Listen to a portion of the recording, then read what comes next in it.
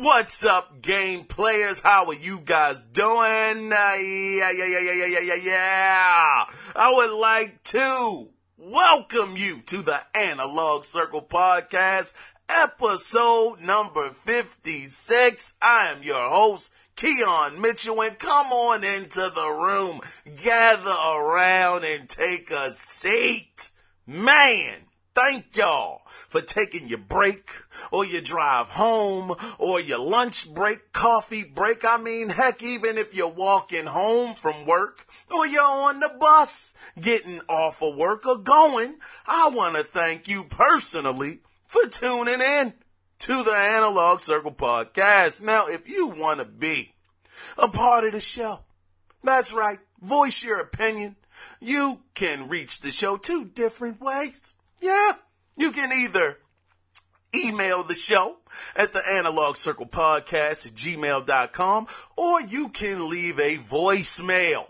You can leave the voicemail at 443-261-4607. Ask questions, leave feedback, do what you feel is real.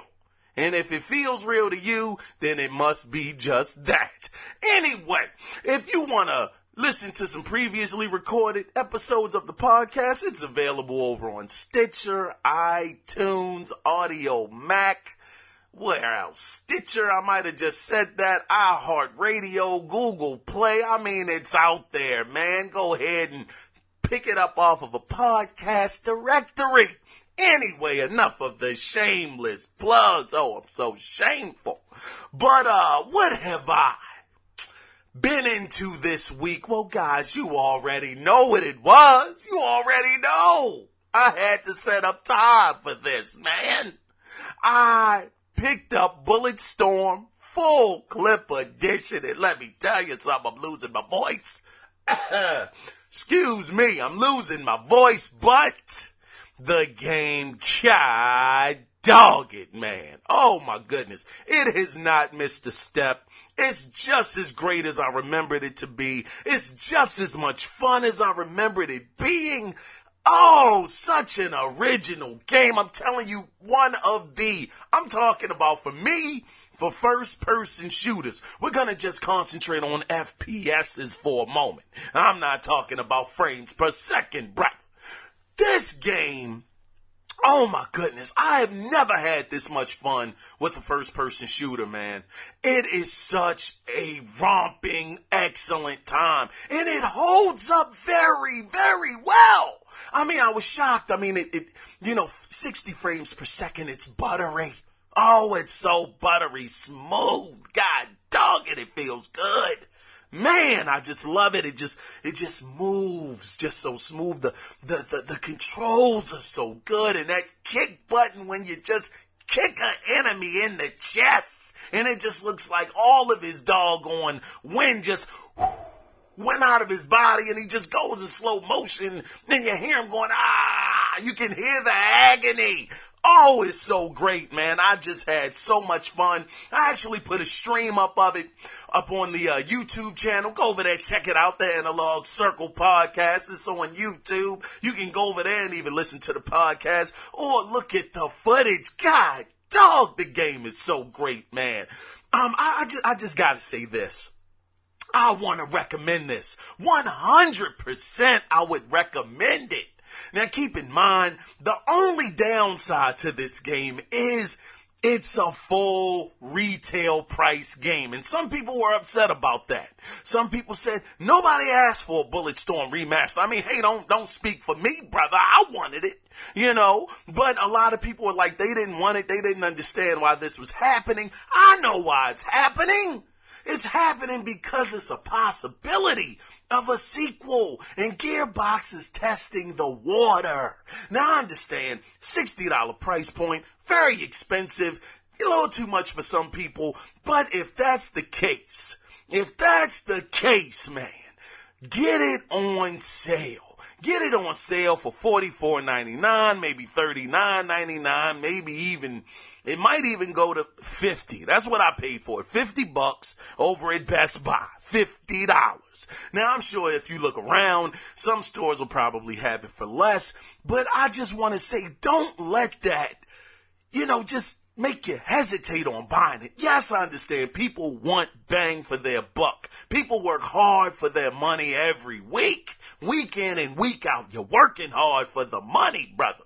But I'm just saying that to lighten the blow for some people that may be on the fence about the game, get it at a discounted price. But everybody should check this out. I highly recommend it.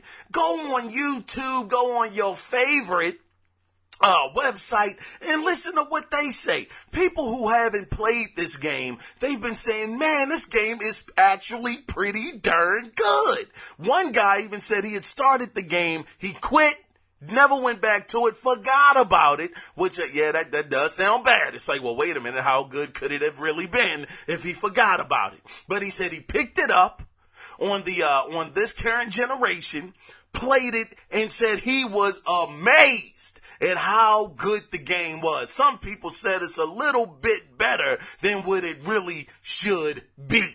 But anyway, I recommend it. Check it out. Red box it. Doggone, I don't know. Find some kind of way of checking this game out. But this game needs to be played. Please do yourself a favor. Anyway, man, whoo, gotta take a breath, god doggy, before we jump into this stuff. But, okay, I'm ready. Are you ready? Well, let's go ahead, friends, and get into what we all come here for. That's right. And that is for the gaming news that went down, starting off with this. Oh man, it's some Sony news and it's a big one. It's a biggin. Listen to this. More details have come out about the upcoming DLC for Naughty Dog's entitled The Lost Legacy. Now, the director of communications, Mr. Arne Meyer, had this to say when speaking with IB Times about the DLC. Now, I'm gonna quote this gentleman here. He says, years ago when we were asked if we were ever doing a single player expansion for Uncharted, we always said, well, we don't have the self-discipline to do that. If we tried to do that, we'd create a full game. There's no way we could. Sort of. Constrict and restrain ourselves. And that's what's happening here. When we were doing the story pitched, we were coming up with a game that would be over 10 hours long. And so we suddenly realized everything we said was true and we couldn't keep it short. End of quote. Now, guys, this gentleman is telling y'all they thought about this. They were asked about it. Could it happen? Would it happen? They said they didn't have restraint. It would be like me going to a buffet. I wouldn't know when to stop. I just want to get a little bit of this, a little bit of that, some yam, some mac and cheese. I mean, it's there. It's a spread. But more information came out about this, and guess what, guys? When he said it was going to be 10 hours, he was not lying, because the game is going to be at least 10 hours long, and it's going to release in August, and it's gonna be $39.99. So we're gonna get a full-fledged game here, talking about Nadine and Chloe. Man, this is gonna be awesome. I've always wanted to get to know Nadine a little better, even though she was kicking me up and down the street doing Uncharted 4. Couldn't beat her. I was hurt. Thought I could get a good punch in, but it never happened. Of course, we're talking about virtually here, folks. Calm down, calm down. All right. But it's gonna happen. $40, 10-hour game. This is just another feather. And doggone Sony's hat. They are doing it. They are bringing the noise. And this is just something else that we're going to have to be looking forward to. And it's coming out in August.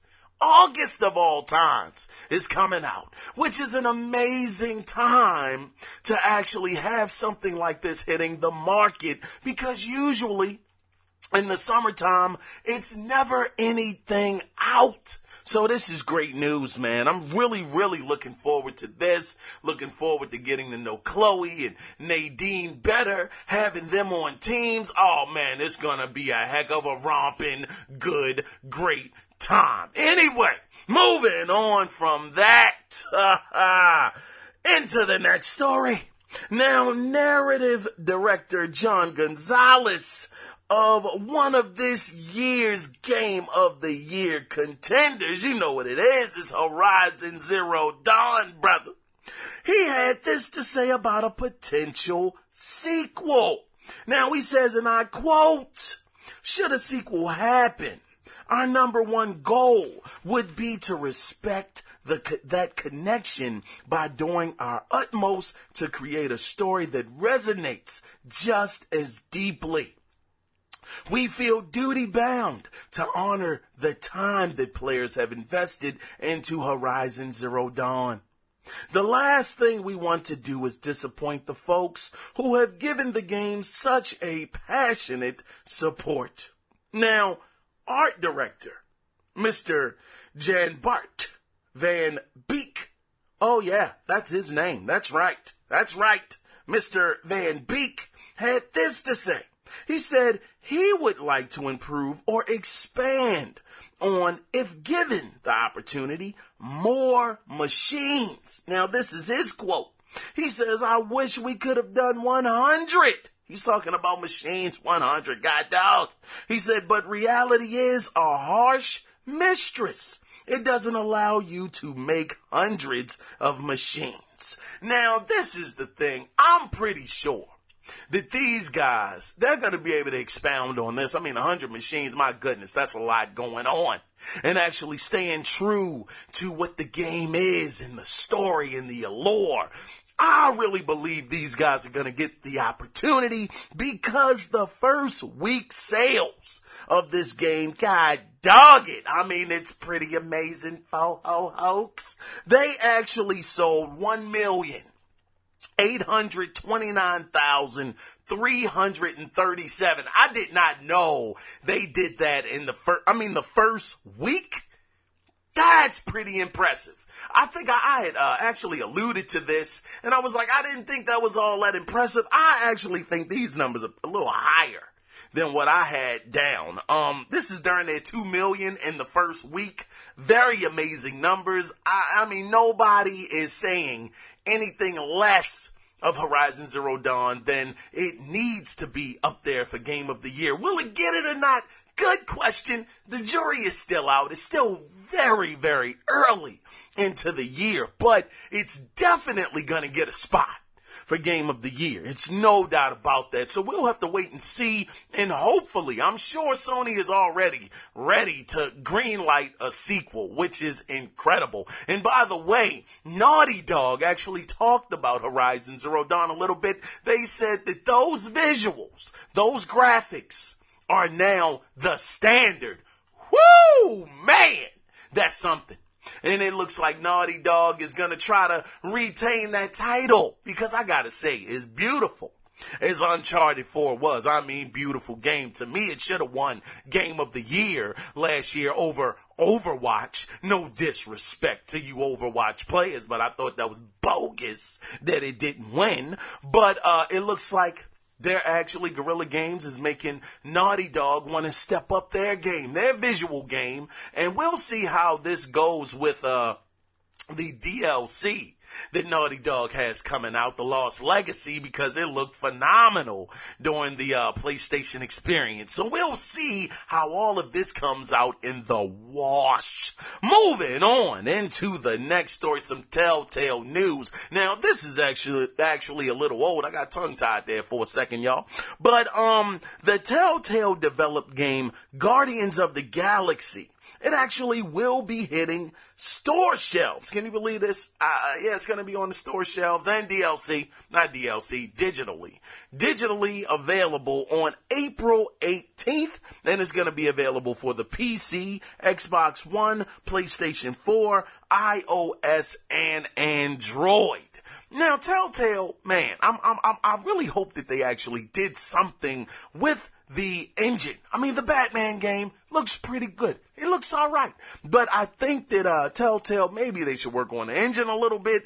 And, we'll see what happens. But this is, to my knowledge, the first time that Telltale is working with a Marvel property. So this could be interesting. I'm looking forward to seeing how it's received and how the community feels about it. But, April 18th, it will be released. Moving on into some, Randy Pitchford news. Speaking of Gearbox, Randy Pitchford had some interesting things to say on Twitter. Now, this is a quote from him. Now, he said on Twitter, shout out to Jack Move Johnny. What's up, brother? But he said, doing a shoot. And he says, I may or may not be a psycho bandit in a video game. We may or may not be working on. So basically, and he also said this, also, happy Bulletstorm launch day. Yes, shout it out, brother. You know you need to. Now, that's the end of the quote. Now, if you weren't aware, Randy, like I said, he took a pic of himself in a mocap suit. Now, some people are speculating that it could be hints that Gearbox is working on Borderlands 3, but nothing has been confirmed. And we know that the bandits, that's something you've seen in Borderlands 3. I mean, not Borderlands 3, guy dog, it's just Borderlands in general. A bandit or not. Him saying that maybe he is, maybe he isn't. Who knows? I think that Borderlands, if it came out, that'd be dope for people that enjoy it. I'm not a Borderlands fan. It's really not my thing. I tried to get into it. Shout out to Goose, brother. Shout out to you, brother. I tried. I really did. I got into 2, and it just wasn't for me. People did say that, you need to play it with friends and all, but it didn't resonate with me. So, but for people that do enjoy it, people that love it, this could be a possibility. We'll have to stay tuned and see what happens. Moving on. Now, you guys might have heard this a little earlier during the week, and I was so pumped up and excited because I really, really thought that this was true, where it was being reported that BioWare Austin had been hard at work bringing back Star Wars Knights of the Old Republic. I mean, I lost my mind. I said, no way. Are they really going to do this? Is it really going to happen? Because BioWare, of course, they're, under EA's umbrella, and we know that EA has the Star Wars rights right now to actually work on the games, and, they actually got who's the studio that actually made Titanfall. I'm blanking on their name. God dog it. But they have Respawn. They have them actually working on one of the Star Wars games along with Amy Hennig, working on one of them. And, it was just this loose talk that Knights of the Old Republic was coming back. And I was like, oh my gosh, this would be amazing, because I played the first one, absolutely loved and adored the first one. I didn't get the second one. I think I kind of checked out. But when I heard this, I said, man, this is exactly what they need. And the first thought I had was, if Microsoft could have doggone shown this on an E3 stage, how insane would that have been? But then, as I read on about a day or two later, my dreams got dashed. Oh, they got dashed. Something terrible. It was actually said that this was not the case. They were not working on this game. It wasn't happening. We wouldn't see a Knights of the Old Republic for some time. So I said, daggone. But then another side of me, the hopeful side of me said, well, maybe they're bluffing. Maybe it's a bluff. Maybe. But it's not a guarantee. Right now, they're saying it's on the shelf. It's not happening. But we will have to stay tuned and see what happens with this situation. Moving on into some Neo news. Now, if you're a fan of Neo and have beaten the game, but fiend for more, you're just fiending. Well, the DLC entitled Dragon of the North gets a release date. Kind of. Now, it's being listed that the DLC will be out on May 2nd in Japan. Yeah, but now the only thing about this is that the game itself came out around the same time in every region. So maybe the same will hold true for the DLC. So I'm guessing if it's coming out May 2nd over in Japan, the way things work now, all territories are never that far apart. So I'm guessing that if it comes out in May, then we'll probably see it either in the middle of May or by the end of it. I mean, who knows? I don't know how big or expansive this DLC is, but we'll have to see, man. We'll see what happens, and I believe it'll be May, but we'll stay tuned, see what happens, man. But anyway, moving on to the next story. This is just a little nugget, just a little nug. Xbox news. Call of Duty Black Ops 2 is actually now backwards compatible if you want to take a trip down memory lane. Now, I did look at Digital Foundry, and they're always a numbers game. They always look at the numbers, and they actually said that it did run better on the Xbox One. It kept pretty much a steady 60 frames per second for people that really, really matters to. So if you want to, check it out and definitely see it in its highest fidelity of FPSs, not first person shooter, but frames per second, you can go over there, definitely pop it back in to your Xbox One and relive some good memories, good times. Good times. Anyway, moving on into some Nintendo news now. It looks like the Switch could be, and I'm using air quotes here, it could be getting a Mario Kart 8 bundle. Now, this is actually according to a Russian online store. Now, the bundle actually had listed that the listing includes Neo Joy-Cons or Gray Joy-Cons. Now, it's worth noting the page can't be seen in some territories, but a Reddit user by the name of Lord Danar posted an image of the bundle. Now, no official word was given by Nintendo about this situation, but either way, Mario Kart 8 Deluxe will release on April 28th. How cool would that be, though? That Nintendo actually brings out this kind of bundle and actually giving you the chance to have some neon Joy-Cons. That would be kind of cool. I still kind of want to Switch. I've been looking for it. I still haven't seen it yet. I mean, God dog, we coming up in the middle of the month. What's going on, Reg? I thought you said it wasn't going to be any shortages like last time, brother. But right now, it may as well be a dinosaur or Bigfoot, because right now it's just a myth. It's out there and it's somewhere in the wild, but I can't find them.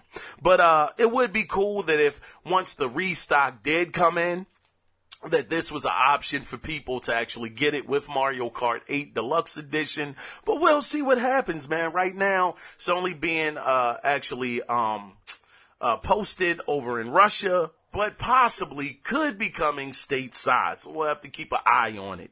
But moving on into the next story now. Actually, this was debunked too. God dog. They were saying that it's gonna be I'm gonna get into it anyway. They said May 2nd, Microsoft was gonna be holding an event in New York City, and it's gonna be to actually some people were believing that it was gonna be to show off some educational tools, since Windows 10 is making the creators, the creativity, something for people that are creative, god dog it, okay? They're doing an update, but that was debunked because earlier today I had just read, because where I was going with that was, I was saying, well, wait a minute, since nobody knows 100% what's gonna happen, maybe it could have been the early reveal of the Scorpio, but no, it actually, according to IGN, Phil Spencer came out and said that that's not going to happen. We're not going to get an early reveal of the console. They're going to show it off at E3. So for everybody, including myself, that were pumped up for a pre-show to actually happen and showing off the console and, getting us pumped up about how it looks and, how sleek it is and all of that jazz. Nope, it's not going to happen. So May is pretty much a wash for any of that news. So in June, it will be official. That's when we'll be getting the word about the Scorpio, how it looks, I'm sure the price point and what it can do. So, that kind of hurt, but it is what it is. I kind of figured that, the reveal over there at Digital Foundry was going to be just that. That was going to be the specs that was going to hold us over until E3. And we're really not that far out, man. Good grief. E3 starts off, at least for Microsoft, on Sunday, June 11th. Today is the 12th or the 13th, one of those dates. And, we're not far. So we're basically, 2 months. 2 months away, which is nothing. So we'll just have to stay tuned and see how it goes at E3, which I'm going to be glued in like doggone Elmer's. Anyway, moving on to the next story. Now, this is also, according to IGN, Microsoft has shown off the development kit for Project Scorpio. Now, the dev kits have more power than the console actually has, having 44 CUs, which I'm not a tech guy, dog. Don't laugh, man. Shoot, I'm trying to get through this the best way I can, okay? Bear with me. Now, the actual dev kit has 44 CUs as opposed to the 40 in the console, and it has twice as much RAM. Now, the reasoning behind this is so developers can build games at very big specs and tone them down for the console. Now, one of the most interesting features, I gotta say, in the dev kit is the toggle switch, which this is something. It's got my attention. Now, the toggle switch, this actually allows devs to move from Xbox One to Xbox One S and Scorpio to make sure games are running correctly on all 3 console versions. Now, I'm going to pause right there because it's a little more, but this gave me a little bit more context of how people were saying, well, how are they gonna, have it running on the Xbox One if they said they're not gonna make a game? They can't, for the Scorpio, they can't run on the original Xbox One. How are they gonna do that? Well, with this switch, click, it actually makes sense because they'll actually be able to make sure that the game is running at the best fidelity for that system. And I never thought that it would be a big deal because not everybody on the PC side has a 1070 or a 1080 or RX 8900. I don't know what the heck everything is about it, but y'all know what I'm saying. And their specs are different and they're better versus someone else who has a dated video or a doggone graphics card. They're still playing the same game, but it's just one version has more assets, better shadows, better textures, better frame rate versus the other one who may be on medium settings, maybe not getting as many frames per second, maybe not having as many shaders that are present in that version, but either way, you're still playing the same game.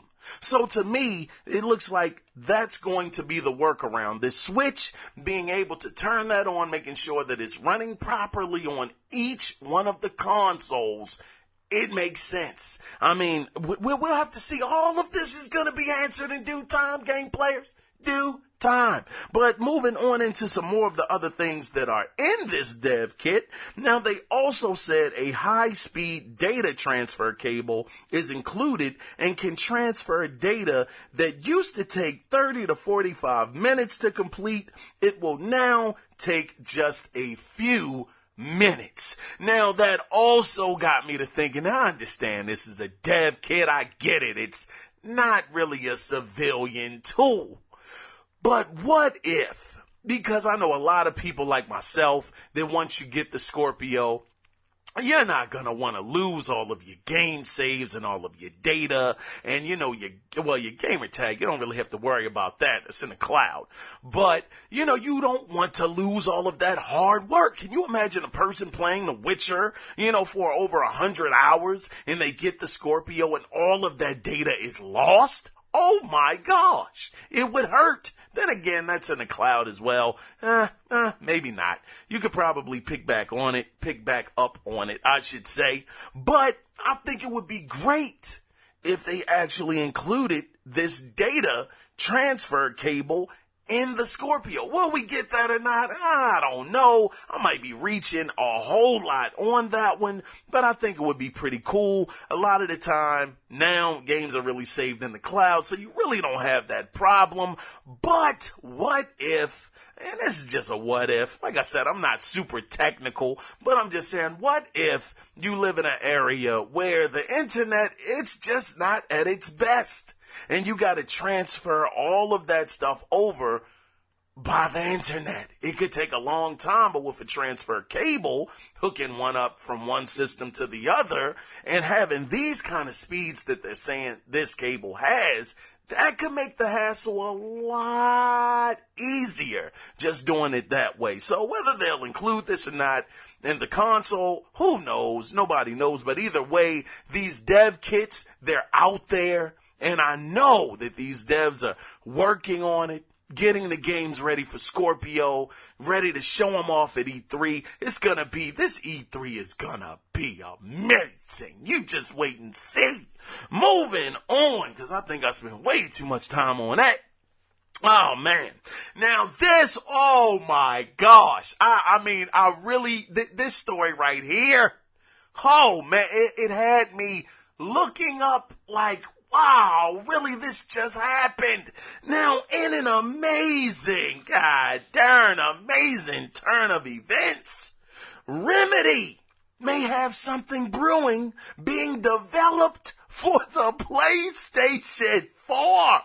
Now, as it stands, Remedy is working through the process of porting their Northlight engine to PlayStation consoles.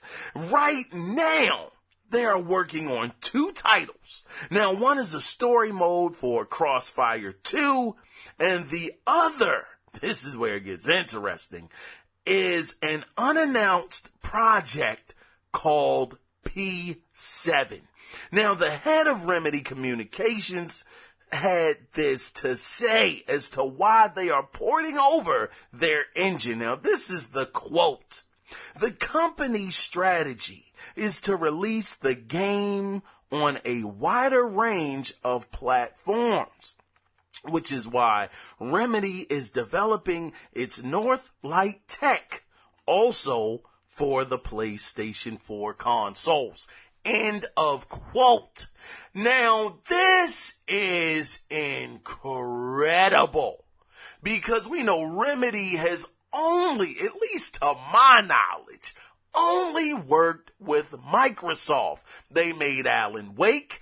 Keep in mind, at one time, they were doing third parties as well. They were behind the original Max Payne, which was, amazing. Bullet Time. They invented that. People forget that, but Remedy were the head honchos behind that, where you slow down time and you're shooting. That was their deal. They made that. But outside of that, they've been having close ties, I should say, with Microsoft, working with them on just the most recent game last year. Quantum Break came out. It was exclusive on the Xbox and the PC. I know what y'all saying. I know you saying it's not exclusive. It's on PC. Whatever, man. Whatever. But, and they had Alan Wake, so they've had close ties, and they even said that they made money off of not Alan Wake, but Quantum Break. It actually got them more money so that they could, golly, I don't want to give a bad quote, but I'm just saying they actually did get money off of Quantum Break. To my surprise, I thought they lost money on that deal, but they didn't. But I'm sure Microsoft had to line their pockets, say, look, this is exclusive. We want this, that, and the third. You got to pay for that. But for them to be, I'm not necessarily saying they jumping ship, but they might be jumping ship. They're saying that they want to have this on another platform so that they can reach a wider range of people. Now, this is the thing. Sony is winning. It's no doubt. They're 50 million plus in the game. They might be hitting even closer to 60 right now versus Microsoft, who has maybe roughly about 30. I know it's a 2-to-1, sales difference. And this developer is looking at that like, man, Microsoft, look, I got love for you, brother. We were here for you. We gave you, 2 different exclusives. But man, we got to go where this cheddar is. And right now, Sony is, they're the guys. They're the guys that are in the lead. We can get money over here. So they are doing just that. I think that this Project P7, this very well could be a PlayStation exclusive. We'll see how it goes out in the wash, but right now, them actually porting their engine over, their Northlight engine, that says a lot without saying a lot. And them also, and I'm kind of going in circles again, but them also saying that they want to reach a wider range of game players by doing this. That says to me, you gotta go where the money is. And that's point blank. That's what it's about, man. So we'll see what happens, but I was really, really shocked when I saw this. And everybody kept saying, Microsoft needs to buy Remedy. They need to lock them down. They have to do this. Guess what? Microsoft didn't buy him, and who knows even if Remedy wanted to be up for sale. But the fact of the matter is, they couldn't lock him down. They're on the other side, porting their technology, well, not their technology, but their engine over to the PS4. Man, very interesting stuff, man. Just something else. Anyway, god dang. Moving on to the next story. Now, this is in Microsoft news. God, dog. Let me get myself together. Okay, all right. Now, this is actually really, really cool, man. Now, Microsoft is putting in place the opportunity to receive refunds on digitally purchased games. Now, this is the thing, because it is a caveat. Now, in order for that to happen, like I said, there are a few rules and guidelines that you gotta follow. Now, these are what you have to do. Now, games and apps are only eligible for refunds within 2 weeks of purchase if you have less than 2 hours of usage across all accounts on the device. So you got to make sure that you have to turn this back in before the 2 weeks are over, and you cannot exceed 2 hours of gameplay. Because if you do, then that's it. You can't return it. Also, DLC and season passes are not eligible for a refund. That's the second thing. Now, the game or app must be downloaded and launched at least once before requesting a self-service refund. So you can't say, well, I picked it up, and then people saying, oh, no, man, that game is trash. It's garbage. You can't just say, well, shoot, I want my money back. No, you got to play the daggone thing, even if it's for 5 minutes before you can get a refund. Also, you must wait at least 1 day after the game or app launch, or the game app launches before requesting a refund. Now, certain Windows 10 apps may not be eligible for a self-service refund. Now, listen to this. Presumably at developers'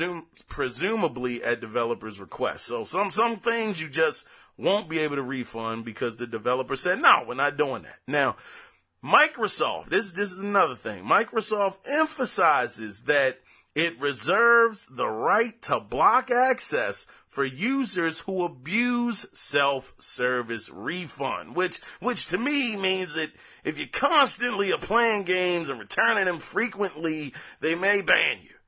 Basically. So, that could be the situation. If you play the game, you get a track record. Well, this guy plays an hour and 52 minutes, and then he says, nope, want my money back. He does it again and again and again. It's like, okay, this guy's he's just scamming the system, so we got to ban him. That's it. But it is worth noting, though, that this is an early beta, and only people in the preview program have access to it. So this is not 100% official. It's not out there right now, so don't go start downloading stuff, because it's a huge sale going on right now. I picked up Sleeping Dogs, for $9.90, which is an awesome game. I slept on that game so much last generation. Game is actually really darn good, man. But don't go out there, don't ball out of control and say, hey, I'm going to just get my money back because I purchased it digitally. No, brother, give it some time. Give it some time to get out there to everybody else and then react. But for now, I think this is great that Microsoft is doing this. Of course, they're, following the steps of, the big player over there on the PC side, Steam, who's been doing this, I think, since, 2015, I believe, maybe, somewhere around in there. They've actually had that where you play 2 hours or less and you can get a refund. I think this is great. And this actually shows that digital game sales, even on the console side, are moving up more and more and more where they're putting these things in place. Because if that wasn't the case, where digital sales were, not as potent as some people think they are, where they're, really lagging way behind, then I don't think they would be putting these different regulations in place, or at least playing with the idea of putting them in place. So this is really great news for a lot of players that don't like to get the fizzies, or as people say, physical copies, but like to get them digitally because it doesn't take up any space, no shelf, has to be allocated to all of your games. You just download them onto the hard drive and play. I think this is great, but whether this will 100% come to light for everyone on the Xbox side, we still don't know. It's in the preview program, but stay tuned. Stay tuned to see what happens. Now, moving on from there into the last story of the week, people like myself, oh yes, like me, people who have been looking forward to playing the upcoming game Prey. Oh my gosh, this game looks really good. You will be happy to know that Bethesda will be allowing you to try the game before you buy it. You can actually play the game starting on April 27th on the Xbox One and PlayStation 4. Yes, owners of those consoles will be able to try the first hour of the game for free before it releases on May 5th. So remember, keep that date in your mind. April 27th is the time, which is actually, man, this is kind of like a throwback to the 360 PS3 era, where they used to put the demos up way before the game was about to come out, and you could actually try it out, see how you liked it, if you wanted to buy it or not. And it looks like we're having a resurgence of that, actually. Because Mafia 3 is up there now, Dishonored 2 is up there now, and now Prey. So, of course, for Mafia 3 and Dishonored 2, it's kind of after the fact those games came out. But I think that this is really, really good. I think this is great that, possibly we could see the resurgence of demos coming out before the actual games come out, to get people's attention. Because I'm going to tell you, Prey, even though I'm very interested in it, and I will be getting it, some people, they're going to be on the fence. Because they're going to be like, man, I don't know what this is. It's a new IP. I have no connection with it. Yeah, I understand that it was a Prey on the 360, but these don't have anything to do with one another. So for somebody else looking at it that way, it could be a turnoff. Like, no, I'm not doing that.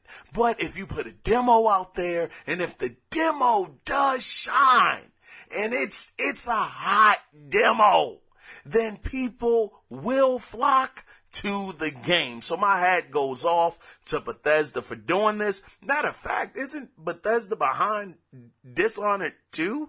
I believe. Wait. Are they? I don't know. Might just be losing my mind.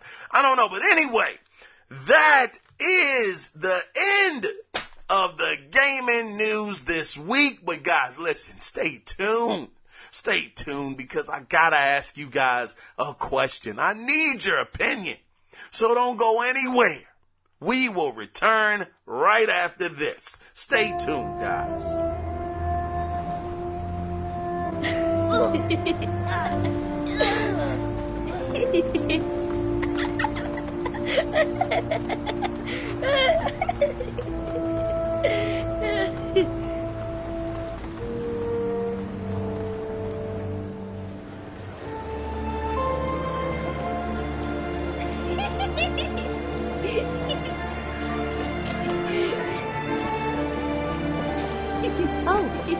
I'd like to have a quick look at some shoes for Sean. Can you watch Jason for a minute? I promise, we won't be long. Sure, no problem. We're not going anywhere, are we, Jason? Come on, honey.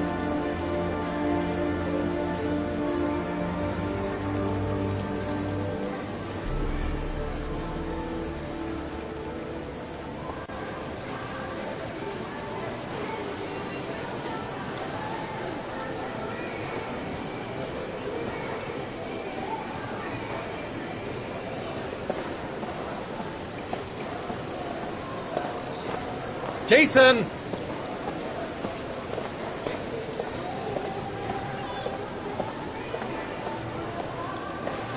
Jason, you really shouldn't wander off like that, you know?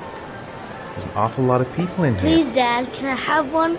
I would really love to have one. Please, Dad, come on. Okay, let's go buy a balloon. Great! Hey, champ. What's your name? Jason, Which balloon would you like, Jason? the red one. Here you go.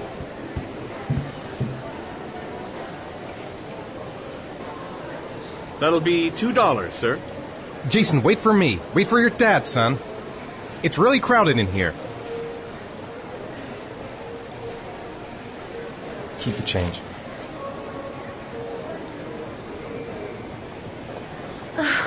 It is impossible to try on a pair of shoes with this crowd. Where's Jason? He was here a second ago. I bought him a balloon, and I turned around and he just disappeared. Disappeared? What do you mean disappeared? Stay here. I'll go get him. I'll be right back. Jason! Jason! Jason! Jason! Jason!